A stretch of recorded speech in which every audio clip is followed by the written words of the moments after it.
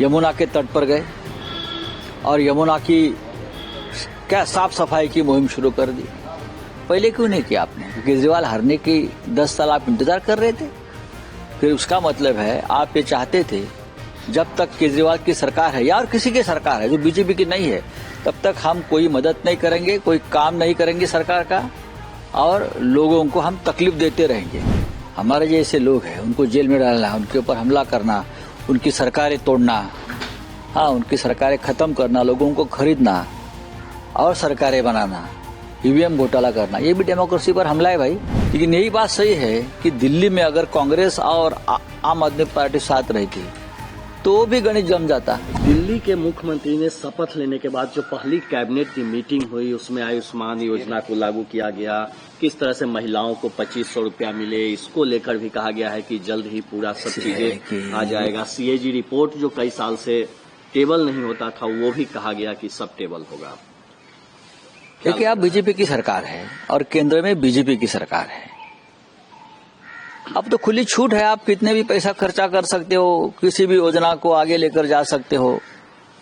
लेकिन डेमोक्रेसी में जब किसी राज्य में अपोजिशन का सरकार होता है तो केंद्र सरकार की जिम्मेदारी ज्यादा होती है कि उस सरकार को भी उसी तरह से मदद करे, समर्थन दे। लेकिन आपने देखा होगा जिस दिन केजरीवाल चुनाव हार गए उस दिन शाम को या दूसरे दिन lieutenant governor mister Saxena Yamuna के तट पर गए और यमुना की क्या साफ सफाई की मुहिम शुरू कर दी। पहले क्यों नहीं किया आपने? केजरीवाल हारने की 10 साल आप इंतजार कर रहे थे। फिर उसका मतलब है आप ये चाहते थे जब तक केजरीवाल की सरकार है या और किसी की सरकार है जो बीजेपी की नहीं है, तब तक हम कोई मदद नहीं करेंगे, कोई काम नहीं करेंगे सरकार का, और लोगों को हम तकलीफ देते रहेंगे।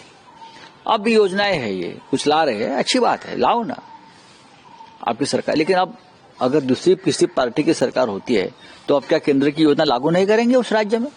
और यूएस एड जो 21 मिलियन वोटर टर्नआउट के लिए, उसको लेकर जो डोनाल्ड ट्रंप का बयान आया है कि इस सरकार को हटाने के लिए वो सब हो रहा था, आपको क्या लगता है? मुझे कुछ नहीं लगता है। डोनाल्ड ट्रंप और नरेंद्र मोदी जी एक सिक्के के दो पहलू हैं।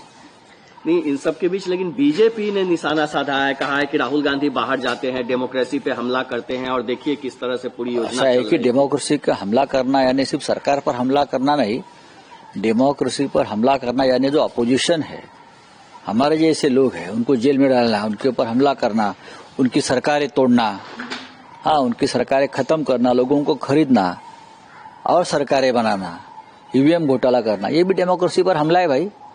लेकिन राहुल गांधी ने जो एक आरोप लगाया है, कल आपने देखा भी होगा उत्तर प्रदेश में, कि अगर बीएसपी साथ में रहती तो रिजल्ट कुछ और होता, बीजेपी हार जाती, और फिर इसके बाद बीएसपी सामने आई, कही कि किस तरह से बीजेपी के बी टीम के तौर पे कांग्रेस ने दिल्ली में काम किया है।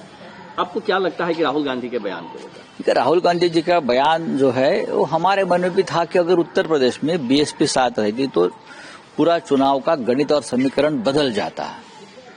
लेकिन यही बात सही है कि दिल्ली में अगर कांग्रेस और आम आदमी पार्टी साथ रहती तो भी गणित जम जाता। और एक आखिरी सवाल सर, मणिपुर के गवर्नर ने कहा है, चूंकि वहाँ राष्ट्रपति शासन लागू है, कि जितने भी इलीगल वेपन है वो 7 दिनों में सरेंडर कर दीजिए, नहीं तो क्या एक्शन होगा। ठीक है, होने दो एक्शन, देख लेंगे, और क्या बोल सकते हैं, उनकी सरकार है, ताकत है।